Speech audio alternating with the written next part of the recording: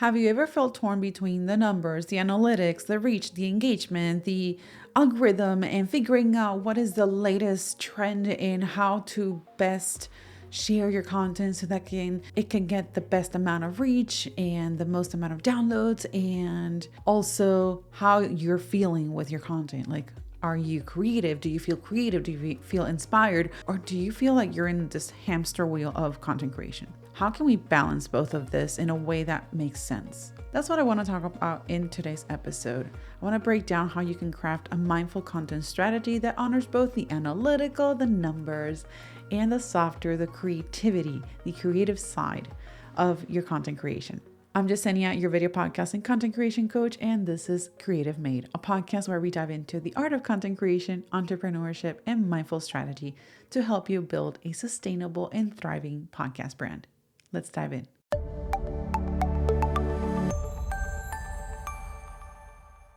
So what does a mindful content strategy really mean? Well, putting it nicely, it's about creating content with intention, alignment, and sustainability in mind. In simple terms, it's really about showing up for your audience in a way that feels good for you and delivers value without the burnout. We've all seen the push to post daily, go viral, hack the algorithm, but if we're just creating for the sake of metrics, it's very easy to lose our voice. On the flip side, if we only create based on inspiration, we might not see the growth we want. So there's got to be some sort of balance between the two. And that's where mindful strategy comes in. It's about blending purpose with performance. Now let's start with the analytical side. Why metrics matter. I know analytics can feel overwhelming and too many numbers, and you've got watch time and consumption rates and how many downloads and clicks and all this other thing and reach and everything. Just think about all the numbers that you have and all the things that you can find in any platform analytics. And they all can seem overwhelming, but they're actually your secret weapon when you use them mindfully. Tracking data like watch time, retention rates, and engagement tells us what's resonating with our audience. It's not about obsessing over vanity metrics. Yay, my podcast reached 1,000 downloads in this one episode or whatever. No, it's really about understanding what's actually working. If your podcast episode reached 1,000 downloads in a short amount of time, awesome. That's great for you. Now let's go ahead and look at those analytics to see what worked. What did you do? What did you talk about? How did you market it? All of that, so that we can then figure the formula for that and then repeat it, because it's whatever it is that works best for you and for your content. So instead of chasing every single trend, use your analytics to refine your strategy. If a certain topic performs well, lean into it with variations. Remember that mindful content isn't about ignoring data. It's not just the woo side of content creation. It's about using those numbers, the data, to inform rather than dictate your creativity. One of my marketing and podcast clients has a mini series that she creates every single year during the summer. It's a very long series, typically about 3 months. So almost the entire summer. And people love that series because, one, she's been doing it for a long time. Two, the topic is it's very intriguing for her audience. And three, because she's been doing it for so long and for a certain period of time, like during a specific time of the year, in this case, the summer, it kind of builds an anticipation. So with all of that information, knowing all of that, she then creates a new series each summer based on that main topic. When I started creating content in Spanish, one of the things that I wanted to know was I wanted to identify what type of audience was going to reach out or was going to follow my content. I had already been creating content in English for quite some time, mostly dedicated to photography, tutorials, and all of those things. Then I started the Focus and Bloom podcast, which I'll talk to you about that in another episode of why I am switching gears in my content strategy. But one of the things that I did at the very beginning of that podcast was I created a mini series called Freelancing 101. I launched this podcast, Bloom Creativo Podcast, in the summer of 2022, and it was intended to be a 10 episode series. I fell in love with it, and I ended up creating about 17 episodes in total. And afterwards, I realized that I really, really enjoyed creating content both in English and Spanish, and I wanted to continue doing so. So now this project went from this is a testing type of content, we're going to figure it out, see if it resonates with people, see how I feel about creating content in multiple languages, to now, okay, I'm doing this, we're taking this seriously, how can we approach this strategically? And one thing that I did the following summer, so this is summer 2023, I created a mini series called Freelancing 101. The goal with that mini series was to get a sense of who's watching. When you're thinking of freelancing, you might be thinking of a graphic artist, a photographer, a podcaster, something that is maybe part-time on the side, or you're starting out. It's not a formal business. That's sort of like the things that come to mind. So I wanted to expand that and see who exactly is following my content. And some of the episodes within that mini series, which lasted an entire month, really resonated with people. And that gave me the information that the audience that's following me or that's listening in is an audience that is just starting out. It's learning the ropes of doing a business, of being in the creative field. So that gave me more ideas of what type of content I was going to then start creating. Eventually, I started realizing that a lot of people started listening to episodes where I talked about YouTube or where I talked about podcasting. So I then created another mini series called YouTube 101. All of this is in Spanish. And that was the second mini series that I did. And that really helped boost the growth of my content in my YouTube channel in Spanish. So again, use that data to inform rather than dictate your creativity.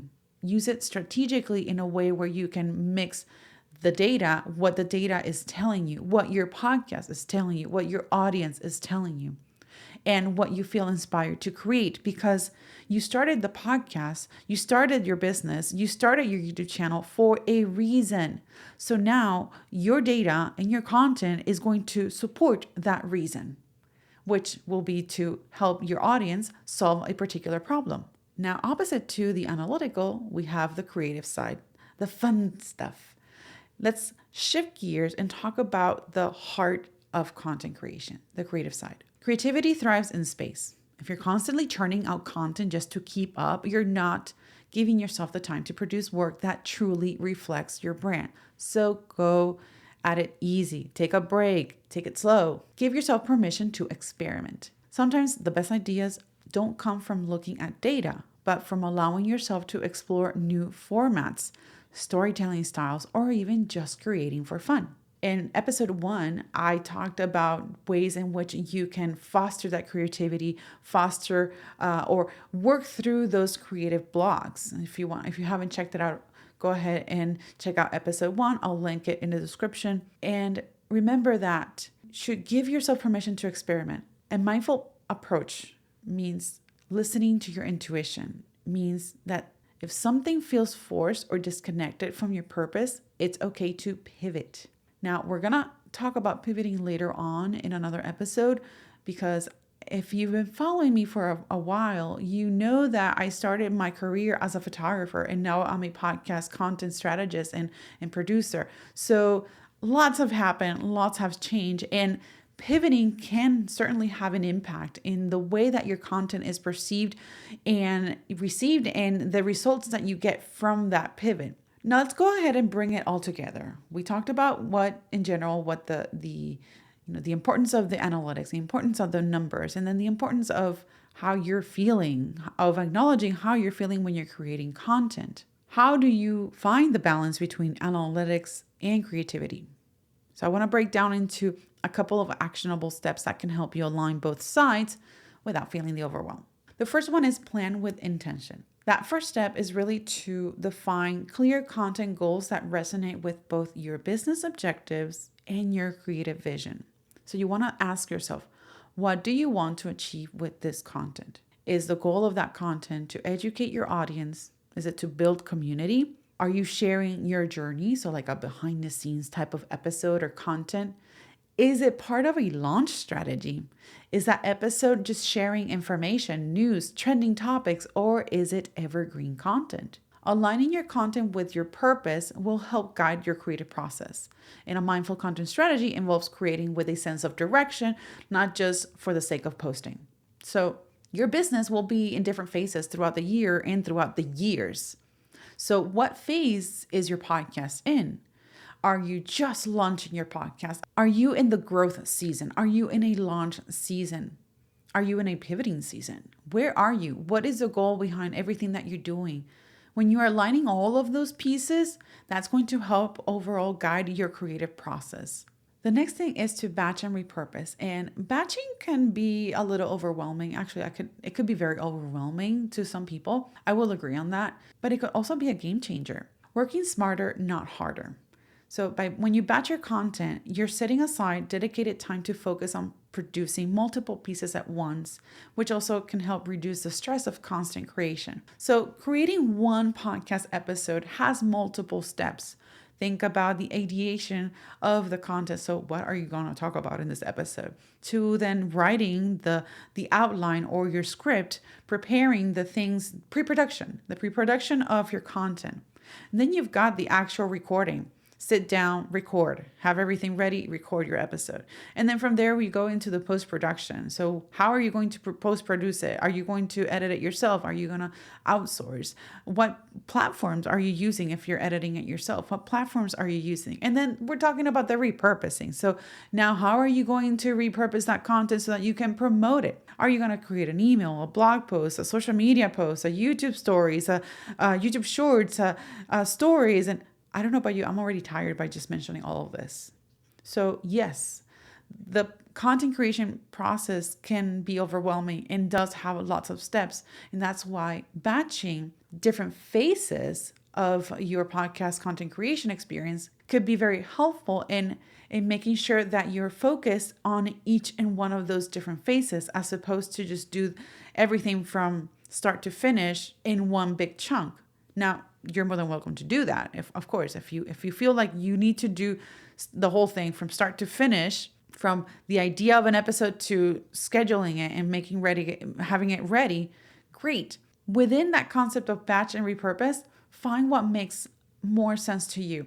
Some people like to pick a week within a month, and then they divide those tasks per day. So technically the batching occurs over a series of days within a certain week. So for example, Monday you are creating scripts and outlining, and then Tuesdays you're recording, and then Wednesdays you're editing, and then on Thursdays you are working on repurposing content, and then Friday you're publishing or you're scheduling, or maybe you don't work Friday. Like I don't work Fridays.